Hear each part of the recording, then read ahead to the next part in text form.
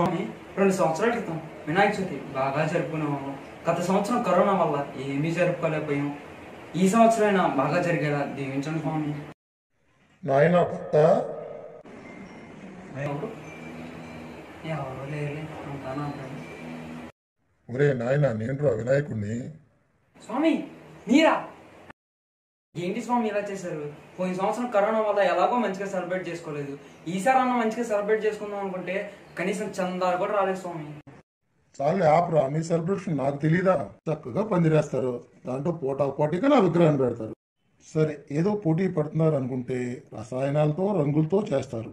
వాతావరణ కాలుష్యం తప్ప ఏమీ ఉపయోగం లేదు. పైగా 6 ప్యాక్ వినాయకుడు, స్పైడర్ మ్యాన్ వినాయకుడు, బాహుబలి వినాయకుడు రకరకాలుగా చేస్తారు. అయినా నాకు 6 ప్యాక్ ఏంట్రా?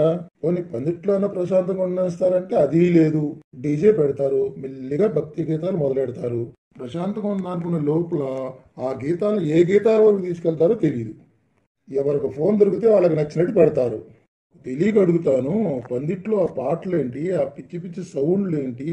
నన్ను ఉండమంటారా వెళ్ళిపోమంటారా? ఈ గోలంతా పక్కన పెడితే పూజ ఎప్పుడు మొదలవుద్దా అని చూస్తూ ఉంటా. పోనీ ఆ పూజ అయినా సరిగ్గా చేస్తారంటే అది లేదు.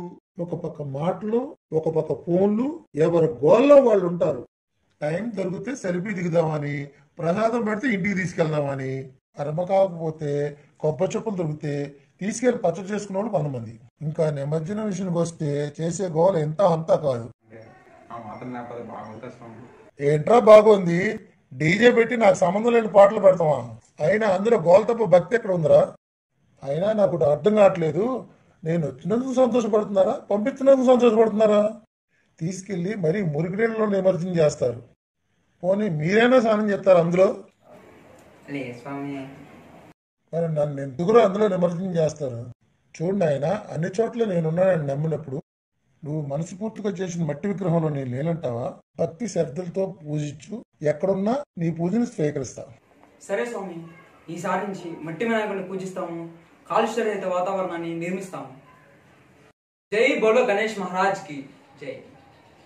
అటెన్షన్ ప్లీజ్, వినాయక చవితి కదా అని పందిరి దగ్గర గుంపులుగా వెళ్ళకండి. మాస్క్ శానిటైజర్ కంపల్సరీ వాడండి.